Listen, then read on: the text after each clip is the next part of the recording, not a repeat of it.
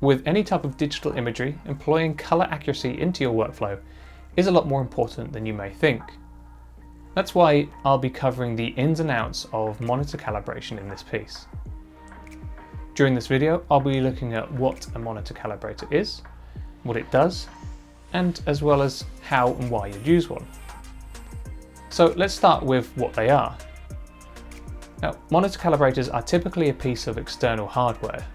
This is supported by software that helps you tune your monitor's output to make sure it's showing you the most colour accurate version of your work.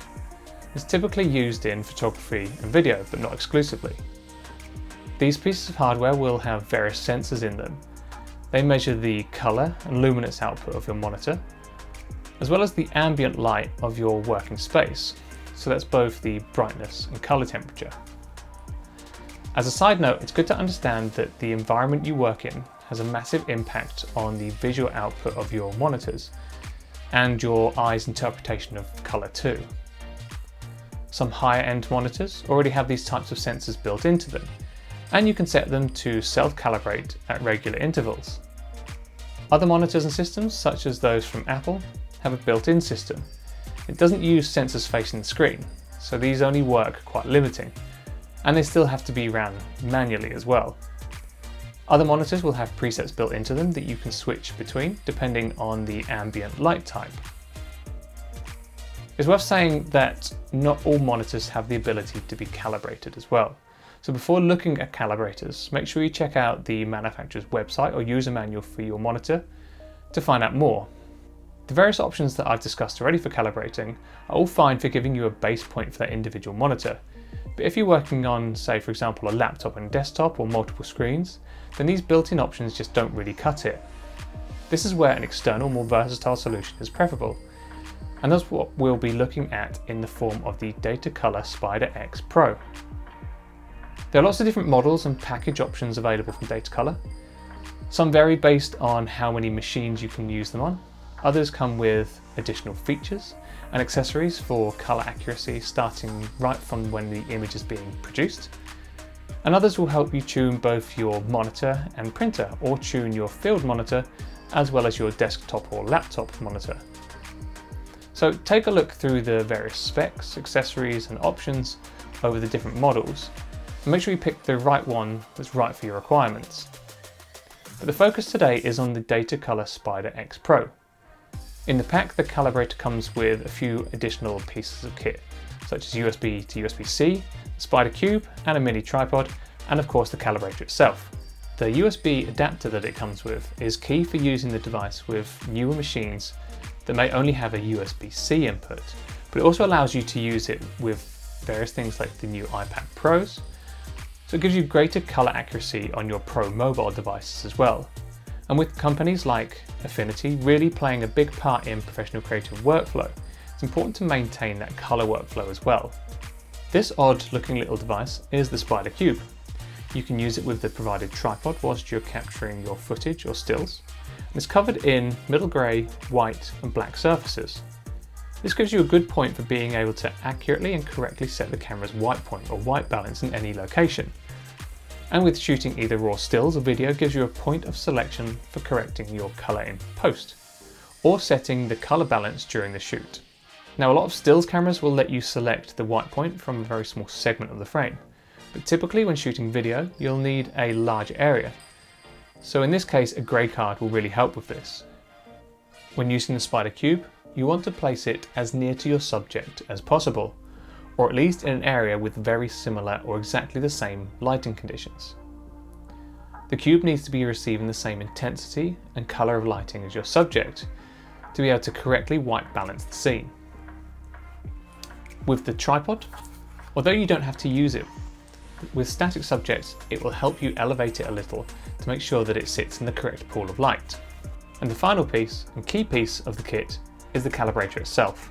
With the new SpyderX, as with all new iterations of a product, Datacolor does promise that this is faster and more accurate. Now I don't have a previous model to compare it with, so we'll take their word with this one.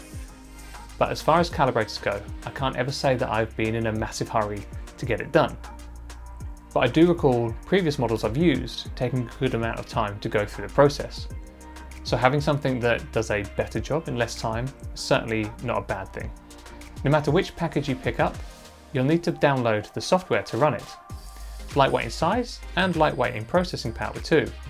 So as long as you're running the correct stated OS, even older machines won't miss out on color accuracy. So let's grab the item out of the box and we'll start the download process. To access the download, just type in the link which is on the side of the box.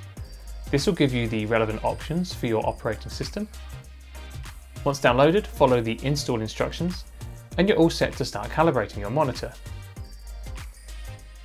In terms of my monitor setup here, I have a basic wider monitor which I use for my editing timelines, a second monitor which is in portrait orientation. This is for my Finder files, for my edit software, and it also has better options for color.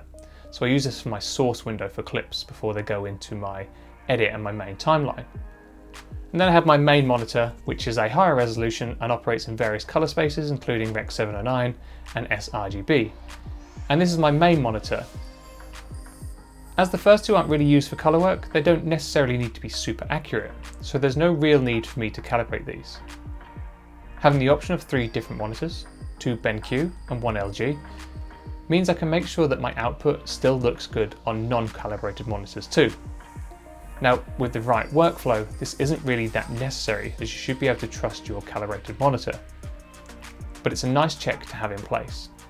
However, if I was using a slightly different setup, I'd want to calibrate all of my monitors so they display the same tonal quality. Once the software is installed and you're ready to start your calibration on your selected monitor or monitors, open the program and follow the instructions. For my top monitor, I'll need to make sure it's correctly tilted to allow the SpyderX Pro to sit flush against the screen surface. Then it's just a case of setting the adjustment to run and waiting for the calibration to do its thing. I'll leave this running in real time so you can see how quick the process actually is. One thing I do recommend is to leave the calibration to do its thing on its own and not sit and stare at your monitor. The reason for this is the adjustments it'll make will have you thinking that it's done something that's kind of a little bit wrong. Your eyes will have adjusted for the previous setting, so any changes the SpyderX Pro or any other calibrator may make might look very green or magenta, but you have to trust the calibrator.